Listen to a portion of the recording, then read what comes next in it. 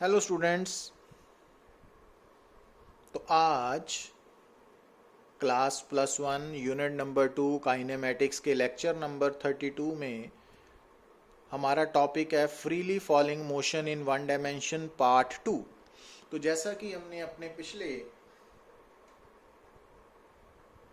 Topic में discuss किया था कि जो फ्रीली फॉलिंग मोशन है तो उसमें क्या होगा कि जो ऑब्जेक्ट है that moves under the effect of gravity alone, और फ्रीली फॉलिंग मोशन में जो ऑब्जेक्ट की एक्सेलरेशन है वो हमेशा वर्टिकली डाउनवर्ड होगी ना, और उसको हम एक्सेलरेशन ड्यू टू ग्रेविटी बोलते हैं, स्मॉल जी सिंबल है।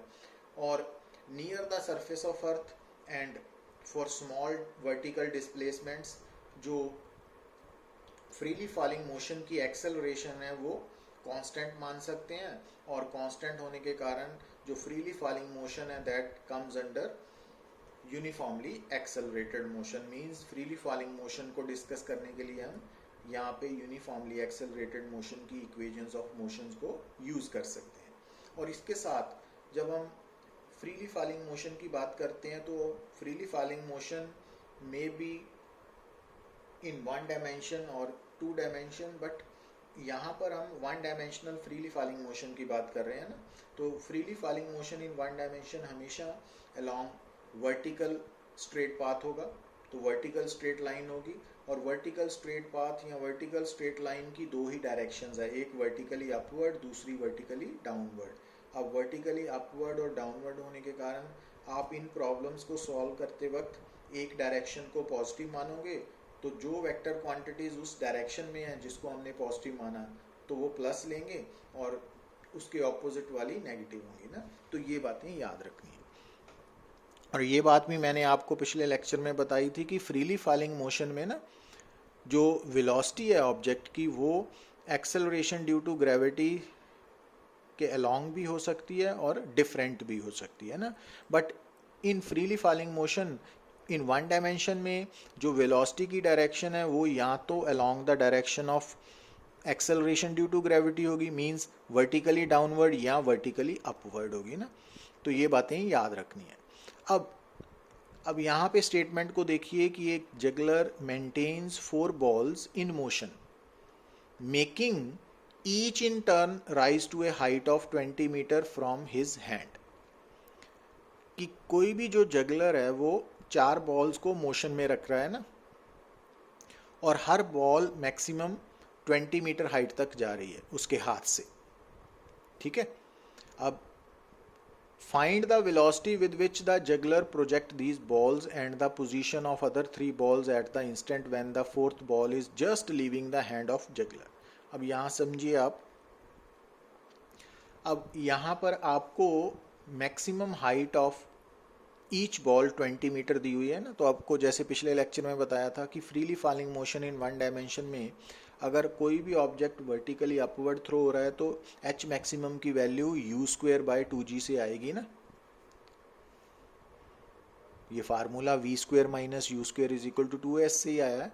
तो वहाँ से आप u की वैल्यू निकाल सकते हो। तो आपको मालूम पड़ गया कि इस परफॉर्मेंस में जो जगलर है वो हर बॉल को कितनी वेलोसिटी के साथ थ्रो कर रहा है, 20 मीटर पर सेकेंड इन अपवर्ड डायरेक्शन। ठीक है। अब यहाँ से हम उसका टाइम ऑफ फ्लाइट भी निकाल सकते हैं, है ना। Total time of flight 2u/g, ये भी हमने पिछले लेक्चर में डिस्कस किया था थ्योरी पार्ट में। तो 4 सेकेंड है। तो अगर हर बॉल का टाइम ऑफ फ्लाइट 4 सेकेंड है तो इट मीन्स 4 सेकेंड में मतलब एक्चुअली आपने क्या देखा कि जब पहली बॉल थ्रो हुई उसके मगर दूसरी तीसरी, है ना, ऐसे जा रही हैं, तो at a time 4 balls motion में है। ठीक है। इसका मतलब कि जब पहली बॉल अपना पूरा टाइम कवर करके नीचे आती है, वापस हाथ में आती है, तो 5th बॉल को थ्रो होती है ना। इट मीन्स 4 सेकेंड में 4 बॉल्स हवा में होंगी ना। तो अगर 4 सेकेंड में 4 बॉल्स हवा में होगी तो 2 बॉल्स के बीच में सक्सेसिव टाइम कितना होगा, 4/4 मीन्स 1 सेकेंड, है ना, क्योंकि टाइम ऑफ फ्लाइट 4 सेकेंड है ना। तो इट मीन्स वो क्या कर रहा है कि इस परफॉर्मेंस में जब पहली बॉल थ्रो की तो 1 सेकंड बाद दूसरी बॉल, उसके 1 सेकंड बाद तीसरी बॉल थ्रो कर रहा है ना, क्योंकि जो टाइम ऑफ फ्लाइट है उसको जब हम नंबर ऑफ बॉल से डिवाइड करेंगे तो वो time interval between any two successive balls है ना। अब जो फर्स्ट बॉल है, ठीक है, उसको थ्रो किया, 1 सेकंड बाद सेकंड बॉल को, उसके 1 सेकंड बाद थर्ड बॉल को, और उसके 1 सेकंड बाद फोर्थ बॉल को, है ना, ऐसे ही हुआ ना ये। अब यहाँ सिचुएशन देखिए कि जब fourth ball just leaving the hand of juggler है।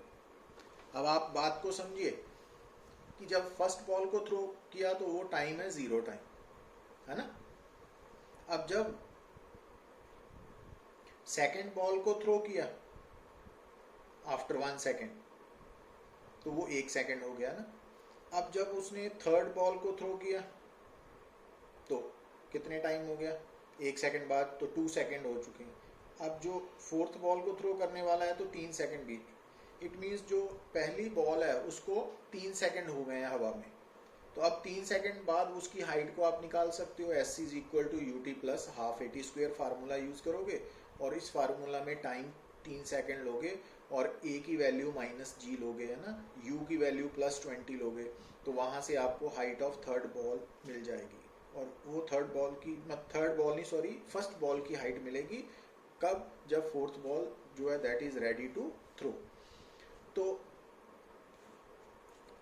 अब इसी तरह से जो सेकंड बॉल है, तो जब फोर्थ बॉल को वो थ्रो करने वाला है तो सेकंड बॉल को 2 सेकंड हो चुके हैं हवा में ना, और जो थर्ड बॉल है उसको 1 ही सेकंड हुआ है ना। तो ऐसे हम टी की वैल्यू को थर्ड बॉल के लिए 1 सेकंड, सेकंड के लिए 2 सेकंड, थर्ड के लिए 3 सेकंड सब्स्टिट्यूट करके S is equal to u t plus half AT square में तो डिफरेंट बॉल्स की हाइट को निकाल सकते हैं ना। तो ये बात आपने याद रखनी है।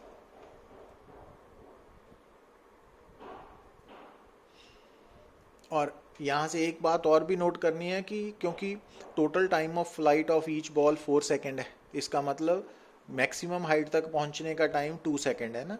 तो अब क्योंकि जो थर्ड बॉल है और जो सेकंड बॉल है, सेकंड बॉल उस वक्त मैक्सिमम हाइट पे होगी, और जो थर्ड बॉल है वो 15 मीटर हाइट पे है और वो ऊपर की तरफ जा रही है, और क्योंकि फर्स्ट बॉल को उस टाइम तक 3 सेकंड हो चुके हैं तो इट मीन्स वो मैक्सिमम हाइट से नीचे की तरफ आ रही है ना। तो ये डायरेक्शन भी आप बता सकते हो। अब यहाँ देखिए आप प्रॉब्लम नंबर 2 में देखिए, a ball is dropped from the roof of a tower of height h. The total distance covered by it in the last second of its motion is equal to the distance covered by it in the first 3 seconds. What is the value of h? तो एक ball को हमने drop किया from the top of tower. अब top of tower rest पे है ना, तो इट मीन्स जो बॉल है उसकी इनिशियल वेलोसिटी 0 ले ली है ना। अब हमने ये मान लिया कि इस बॉल जो जिस हाइट टावर से ये फॉल कर रही है उसकी हाइट h है, और जो n सेकेंड है वो time taken by the ball to reach the ground है ना। हमने n सेकेंड ले लिया, तो अब लास्ट सेकेंड कौन सा बना, nth सेकेंड। अगर हम मान लें कि बॉल को 5 सेकेंड नीचे आने में लगे तो 5th would be the last second. तो अब हमने n सेकेंड ले लिया, तो nth सेकेंड क्या हो गया, last second of its fall है। तो अब यहाँ पे जो लास्ट सेकेंड है SNth, उसमें फार्मूला यूज़ करके हम, उसने क्या दिया हुआ है कि लास्ट सेकेंड में उसने कितना डिस्टेंस कवर किया, जितना पहले 3 सेकेंड्स में किया। अब पहले 3 सेकेंड्स के लिए आप S is equal to u t plus half AT square use कर सकते हो ना। तो वहाँ पे U 0 है, टाइम 3 है, और A की वैल्यू G है ना, हमने डाउनवर्ड डायरेक्शन को प्लस ले लिया, तो इस कारण हम A को प्लस G लिख सकते हैं ना। तो वहाँ से हमने G की value 10 metre per square second substitute की तो 45 मीटर आ गया। इट मीन्स पहले 3 सेकंड में उसने 45 मीटर कवर किया। तो अब इसकी ज़रूरत क्यों पड़ी, क्योंकि उसने कहा है कि लास्ट सेकंड में, अब लास्ट सेकंड हमारे लिए nth सेकंड है ना, तो nth सेकंड में उसने कितना डिस्टेंस कवर किया, जितना उन्हें पहले 3 सेकंड में किया। तो इट मीन्स SNth वाला में SNth क्या है, 45 मीटर है ना। तो वो सब्स्टिट्यूट करके आप n is equal to 5 second निकाल सकते हो। तो यहाँ से हमें क्या मालूम पड़ा कि उसको नीचे गिरने में 5 सेकंड लगे। तो अब अगर उसने 5 सेकंड में पूरी हाइट कवर की है तो S is equal to u t plus half AT square में T 5 सेकंड लेने पे S जो आएगा वो H के इक्वल आ जाएगा ना। तो वो 125 मीटर आ गया। अब यहाँ पे देखिए आप, अब बात समझनी पड़ेगी ना आपको, जैसे बताया था कि जब आप किसी भी ऑब्जेक्ट को वर्टिकली अपवर्ड थ्रो करते हो, ठीक है, तो वो वर्टिकल स्ट्रेट पाथ फॉलो करेगा और स्ट्रेट पाथ के ऊपर हर पोजीशन पे वो 2 बार होगा डिफरेंट टाइम्स पे, एक ऊपर को जाते वक्त और एक नीचे को आते वक्त, ठीक है ना। अब जैसे आप देख रहे हो कि ये वर्टिकल पाथ है, ए बी है ना, इसके ऊपर हमने एक पॉइंट सेलेक्ट कर लिया सी, तो जब ऑब्जेक्ट बी से ए की तरफ जा रहा है ऊपर की ओर, तब भी वो सी से पास करेगा और उसके बाद ए से वापस आते हुए भी सी में से पास करेगा ना। अब अगर हम T1 कौन सा टाइम ले रहे हैं, जब वो ऊपर की तरफ जा रहा था ना, उस वक्त टाइम है T1, और जब वो सी में से पास कर रहा है नीचे की तरफ आते हुए, तो वो टाइम है T2। तो अब इन दोनों टाइम्स का जो सम होता है वो हमने प्रूव किया था पिछले लेक्चर में कि वो टाइम ऑफ फ्लाइट के इक्वल होता है ना। अब T1 T2 की value actually S is equal to u t plus half a t square है ना। अब इसमें हमने अगर डाउनवर्ड डायरेक्शन को नेगेटिव माना है और अपवर्ड को पॉजिटिव, तो अपवर्ड u प्लस है और a is equal to minus g हो गया ना, तो ये क्वाड्रेटिक इक्वेशन बन गई। अब इसके 2 टाइम हो गए ना, T1 T2, तो ये 2 टाइम्स होंगे रूट्स, है ना, ये डिस्कस किया था हमने। अब इन दोनों का सम अगर देखोगे तो वो तो 2u/g आएगा टाइम ऑफ फ्लाइट के इक्वल, और अगर आप इन दोनों का डिफरेंस लोगे T2 माइनस T1 का, तो ये इतना आएगा ना।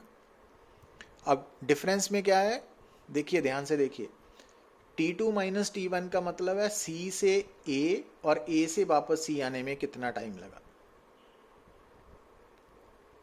C से A और A से वापस C, है ना। तो ये बात हमने डिस्कस कर ली। अब हमारी प्रॉब्लम पे आते हैं ना हम। तो हमारी प्रॉब्लम में क्या गिवन है कि एक ऑब्जेक्ट को हमने वर्टिकली अपवर्ड थ्रो किया विद सम स्पीड, और ये ना 2 पॉइंट्स है इसके रास्ते में, जैसे ये सी ए की था ना, ये हमने 2 मान लिए P एंड Q, ये हमें गिवन है, और इन P और Q के बीच में दूरी क्या है, H, है ना। तो अगर उसने क्या बोला है, TP क्या है, time between P and highest point and coming back, मतलब P से B और B से दोबारा P तक आने में जो टाइम है ना, वो TP है। और अगर हम यहाँ से बात करें तो T2 माइनस T1 क्या टाइम है, C से A से C वापस, है ना, तो ये वाला। तो इट मीन्स हमें TP की वैल्यू क्या दी हुई है, 2/g√u² माइनस 2gS। S क्या है, P पॉइंट की A से हाइट, वो h1 है ना हमने मानी, तो इट मीन्स TP की वैल्यू इस इक्वेशन फार्मूला को यूज करके S क्या बन जाएगा, h1, है ना। और इसी तरह से Q से B और B से वापस Q आने तक का टाइम है TQ, वो कितना हो गया, क्योंकि P और Q के बीच में डिस्टेंस h दिया हुआ है, तो P तक हमने हाइट h1 मानी है, तो इट मीन्स Q तक क्या हो गया, h1 प्लस h। अब हम इन दोनों को स्क्वायर करके डिफरेंस ले लेंगे ना, तो ये बन गया ना। तो अब क्योंकि TQ कम है TP ज़्यादा है, तो उल्टा कर दिया तो प्लस आंसर आ गया। तो ये कॉम्पिटिटिव एग्जाम की प्रॉब्लम है ना। अब यहाँ देखिए आप, if a particle is thrown vertically upwards then its velocity so that it covers same distance in the 5th and 6th second would be. अब यहाँ पे समझने वाली बात क्या है कि जब आप पार्टिकल को ऊपर की तरफ थ्रो करते हो ना वर्टिकली अपवर्ड, तो इन ईच सेकेंड उसकी डिस्प्लेसमेंट जब वो ऊपर की तरफ जा रहा है तो वो कम होती जाएगी क्योंकि वो स्लो डाउन हो रहा है, और जब वो नीचे की तरफ आ रहा है मींस बी से ए की तरफ आ रहा है, तो उसकी जो इन ईच सेकेंड उसकी डिस्प्लेसमेंट बढ़ती जाएगी। तो अब उसने क्या बोला है कि 5th और 6th सेकेंड में डिस्टेंस सेम कवर किया। वो तभी हो सकता है कि अगर ये जो 5th और 6th सेकेंड है ना, अब यहाँ समझिए बात, कि अगर C से B ये लास्ट सेकेंड वाला पार्ट आ जाए, मींस A से B पहुंचने में अगर n सेकेंड लगे हैं उसको, तो जो लास्ट सेकेंड है nth सेकेंड, है ना, वो 5 होना चाहिए। तो इट मीन्स जब वो वापस B से आएगा नीचे की तरफ 6 सेकेंड में, तो सेम डिस्टेंस कवर करेगा। तो that's why this question is important. तो अब यहाँ पे आपको क्या समझना पड़ेगा, क्योंकि अदरवाइज और रास्ते में डिस्टेंस बराबर नहीं हो सकता दो सक्सेसिव सेकंड्स के लिए ना। ये सिर्फ तभी हो सकता है जब 5th सेकंड में वो मैक्सिमम हाइट तक पहुंचा और उसके बाद 6 सेकंड में वापस नीचे की तरफ आ रहा है ना। तो अब इट मीन्स यहाँ से आपको समझना पड़ेगा कि जो n की वैल्यू है वो 5 सेकंड है, ठीक है। तो अब s5th और माइनस s6th क्यों लिखा हमने? डिस्टेंस बराबर है, डिस्प्लेसमेंट नहीं, क्योंकि जब वो C से B की तरफ जा रहा है तो डिस्प्लेसमेंट अपवर्ड है, जब वो B से वापस C की तरफ आ रहा है तो वो नेगेटिव डाउनवर्ड डिस्प्लेसमेंट है ना। तो इस कारण जो S, क्योंकि S डिस्प्लेसमेंट है ना, S nth, तो वो डिस्टेंस नहीं है, तो उसको इक्वेट करने के लिए आपको डायरेक्शन भी जोड़नी पड़ेगी ना यहाँ पे। तो अब S nth का फार्मूला आपको मालूम ही है, U plus a by 2 into 2n-1, तो वो वैल्यू सब्सिट्यूट करके वहाँ से U की वैल्यू निकाल ली हमने। Got it? अब यहाँ पे देखिए आप, A balloon is ascending vertically with an acceleration of 0.2 meter per square second. Two stones are dropped from it at an interval of 2 seconds. The distance between them when the second stone dropped is. अब समझिए बात को, balloon ऊपर की तरफ जा रहा है with acceleration 0.2 meter per square second, तो उसमें से दो स्टोन्स को हमने ड्रॉप किया at an interval of 2 second, है ना। तो मान लीजिए जिस वक्त हमने पहले स्टोन को ड्रॉप किया वो टाइम 0 था ना, और उस वक्त बैलून की पोजीशन B1 थी ना, और उसको हमने ओरिजिन मान लिया, और उस वक्त बैलून ज़मीन से कितनी हाइट पे है? h हाइट पे, ठीक है। तो अब एट 0 टाइम जो फर्स्ट स्टोन है उसकी इनिशियल वेलोसिटी कितनी होगी? जितनी उस वक्त बैलून की होगी। अब बैलून क्योंकि एक्सेलरेट कर रहा है तो टाइम के साथ उसकी वेलोसिटी चेंज हो रही है ना। तो अब मान लीजिए कि जब फर्स्ट स्टोन को ड्रॉप किया तो उस वक्त बैलून की हाइट h थी और उस वक्त बैलून की वेलोसिटी u थी, तो इट मीन्स जो स्टोन है उसकी भी इनिशियल वेलोसिटी u ही होगी, है ना। अब अपवर्ड डायरेक्शन को हमने पॉजिटिव मान लिया और एक्सेलरेशन दी हुई है। तो अब क्या हुआ कि जो फर्स्ट स्टोन है जैसे ही वो बैलून से बाहर आया तो उसकी इनिशियल वेलोसिटी तो प्लस u ही है, बट एक्सेलरेशन अब g हो जाएगी ना, और डाउनवर्ड होने के कारण वो माइनस होगी ना। अब 2 सेकंड बाद जो पहला स्टोन है वो उसकी पोजीशन आप निकाल सकते हो। तो हमने वर्टिकल हाइट को ना y एक्सिस मान लिया, तो अब पहले स्टोन की position on y axis y1 मान ली। तो s is equal to u t plus half a t square formula में जब हमने u और a की वैल्यू सब्स्टिट्यूट करके सॉल्व किया तो y1 की वैल्यू आ गई ना हमारे पास। अब 2 सेकंड बाद ये हमने फर्स्ट स्टोन की पोजीशन निकाल ली, है ना, ओरिजिन से निकाली है ये।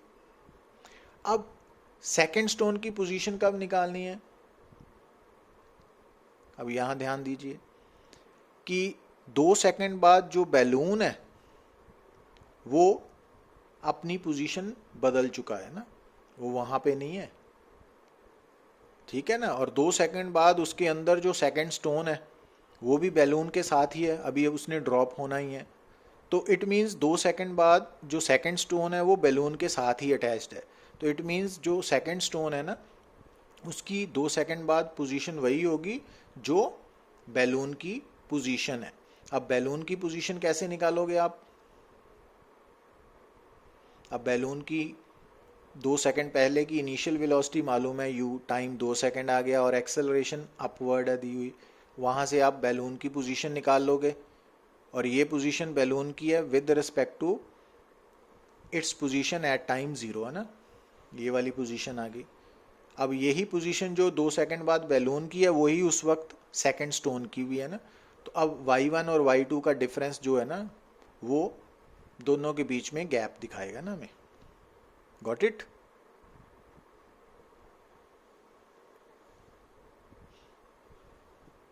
क्योंकि बैलून ऊपर जा चुका है तो इट मीन्स जो सेकंड स्टोन है ना वो ऊपर होगा और जो फर्स्ट स्टोन है वो ग्रेविटी के कारण नीचे आ चुका है ना।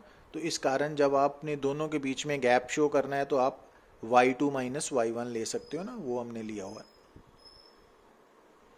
अब यहाँ पे देखिए एक प्रॉब्लम और, अब एक बात याद रखनी है आपने, कोई भी जो ऑब्जेक्ट है ना जो फ्रीली फॉलिंग स्टेट में है, तो उसके ऊपर सिर्फ ग्रेविटी फोर्स लग रही है ना प्रैक्टिकली, क्योंकि जो अर्थ है उसके साथ एटमॉस्फेयर भी है ना, तो प्रैक्टिकली जब कोई भी ऑब्जेक्ट थ्रू एयर पास करेगा तो एयर जो है वो गैस है, और फ्लूइड्स कॉमन टर्म यूज करते हैं हम गैसेस एंड लिक्विड्स के लिए, ठीक है ना। तो ये बातें तो आपको मान के चलते हैं कि मालूम है ना, फ्लूइड्स। तो जब कोई भी ऑब्जेक्ट फ्लूइड के थ्रू पास करता है तो उस ऑब्जेक्ट के ऊपर एक अपोजिंग फोर्स लगती है, जिसको हम विस्कस फोर्स भी बोलते हैं, जिसको हम विस्कस ड्रैग भी बोलते हैं, तो जिसको आप इस स्टेटमेंट में एयर रेजिस्टेंस भी पढ़ रहे हो ना। और ये जो एयर रेजिस्टेंस है, विस्कस फोर्स है, तो इसके बारे में लेटर ऑन हम स्टडी करेंगे। और ये बात अभी आपने याद रखनी है कि अगर आपको किसी न्यूमेरिकल में एयर रेजिस्टेंस गिवन है तो ओनली देन आपने उसको प्रॉब्लम में इंक्लूड करना है। अदरवाइज हम यहाँ पे जितनी भी हमारी फ्रीली फॉलिंग मोशन के साथ रिलेटेड प्रॉब्लम्स हैं उनमें हमने यही मान के चलना है कि सिर्फ फोर्स ऑफ ग्रेविटी एक्ट कर रही है, एयर रेजिस्टेंस एक्ट नहीं कर रही। तो जब आपको किसी स्टेटमेंट में स्पेशली मेंशन किया हो एयर रेजिस्टेंस को आपने कंसिडर करना है, ओनली देन आपने उसको कंसिडर करना है। और एक बात जो आपने याद रखनी है कि जो एयर रेजिस्टेंस है, जैसे जो वेट है ना, weight is also known as force of gravity. तो जो वेट है, force of gravity, actual weight और फोर्स ऑफ ग्रेविटी, उसकी जो वैल्यू है वो हम डायरेक्शन है जो वो हमेशा वर्टिकली डाउनवर्ड होती है। मतलब ऑब्जेक्ट चाहे रेस्ट पे है, चाहे ऑब्जेक्ट किसी भी डायरेक्शन में मूव कर रहा है, उसका जो वेट है ना वो हमेशा वर्टिकली डाउनवर्ड एक्ट करता है। उसी तरह से आपने याद रखना है कि एक तो जो एयर रेजिस्टेंस है या विस्कस फोर्स है वो तब किसी भी ऑब्जेक्ट पे एक्ट करेगी जब वो इन मोशन होगा, और दूसरी बात कि जो एयर रेजिस्टेंस है या विस्कस फोर्स है ना वो वेलोसिटी की डायरेक्शन के ऑपोजिट एक्ट करेगी, ठीक है। अब यहाँ पे आप देखिए प्रॉब्लम नंबर 6 में हमें क्या गिवन है, two bodies of masses capital M and small m are allowed to fall from the same height. तो अब नीचे की तरफ आ रही हैं, तो इट मीन्स जो एयर रेजिस्टेंस है वो दोनों पे अपवर्ड लगेगी और वेट दोनों के डाउनवर्ड लग रहे हैं ना। और ये एयर रेजिस्टेंस ऊपर क्यों लग रही है, क्योंकि ऑब्जेक्ट नीचे की तरफ आ रहा है ना। तो इसका मतलब इस सिचुएशन में ऑब्जेक्ट पे दो फोर्सेस लग रही हैं, एक एफ और एक एम जी। तो नेट फोर्स कितनी लगेगी, तो अब नेट फोर्स का मतलब होता है फोर्सेस का सम लेना, वेक्टर सम। तो जब हम दो वेक्टर्स को ऐड करते हैं ना, तो अगर वो दो वेक्टर सेम डायरेक्शंस में हैं तो नेट फोर्स दोनों के मैग्नीट्यूड का सम होगी। और जब वो दोनों फोर्सेस की डायरेक्शन ऑपोजिट हों तो नेट फोर्स में कैसे आएगी, जो बड़े वाला वेक्टर है उसमें उसके मैग्नीट्यूड में से छोटे वाले के मैग्नीट्यूड को सब्ट्रैक्ट कर देना है। अब क्योंकि फाइनली ऑब्जेक्ट्स नीचे की तरफ आ रहे हैं तो हम मान सकते हैं कि जो वेट है ना वो एफ ए से ज़्यादा है। तो उस केस में जो एम जी है वो बड़े वाला वेक्टर हो गया और एफ ए छोटे वाला है ना। तो अब ये दोनों क्योंकि ऑपोजिट डायरेक्शन में एक्ट कर रहे हैं तो नेट फोर्स कितनी होगी, M g minus F A. तो जब आप नेट फोर्स को मास के साथ डिवाइड करोगे वो एक्सेलरेशन आ जाएगी ना। तो इट मीन्स इसकी एक्सेलरेशन है a1 है, इसकी a2 है। तो a1 होगी capital M g minus F A over M capital M, तो वहाँ से a1 की वैल्यू आ गई। और इसी तरह से सेकंड ऑब्जेक्ट की एक्सेलरेशन a2। अब यहाँ से देखिए कि a1 a2 में से बड़ा कौन है, ये आपको समझ होनी चाहिए ना, क्योंकि कैपिटल एम स्मॉल एम से बड़ा है। तो इट मीन्स यहाँ से आप इक्वेशंस 1 और 2 का एनालिसिस करिए तो वहाँ से मालूम पड़ना चाहिए कि a1 ग्रेटर देन a2 है। अच्छा, अब s क्या होता है, ut plus half a t square. अब हम मान रहे हैं कि ये फ्रीली फॉल कर रहे हैं और स्टार्टिंग फ्रॉम रेस्ट, तो u 0 होने के कारण s is equal to half a t square. तो t की वैल्यू ये अब क्योंकि दोनों सेम हाइट से फॉल कर रहे हैं तो एस दोनों के लिए सेम है, 2 भी सेम है। इट मीन्स जो टाइम ऑफ फॉल है वो 1 inversely proportional to under root a है ना। अब मीन्स जिसकी एक्सेलरेशन ज़्यादा होगी उसका टाइम कम होगा। अब एक्सेलरेशन किसकी ज़्यादा है, a1 की, तो टाइम किसका कम होगा, t1 कम होगा, है ना। तो जो हैवियर बॉडी है वो पहले पहुंचेगी, जो लाइटर है वो देर बाद पहुंचेगी। पर ये तब होगा जब दोनों पे फोर्स ड्यू टू विस्कोसिटी या विस्कस फोर्स या एयर रेजिस्टेंस लगेगी। पर अगर विस्कस फोर्स एब्सेंट है, मीन्स FA 0 है अगर, तो आप यहाँ से देखिए अगर FA 0 है तो A1 A2 दोनों बराबर होंगे स्मॉल g के, तो टाइम दोनों पे सेम लगेगा ना। तो ये बात आपने समझनी है। So thank you very much.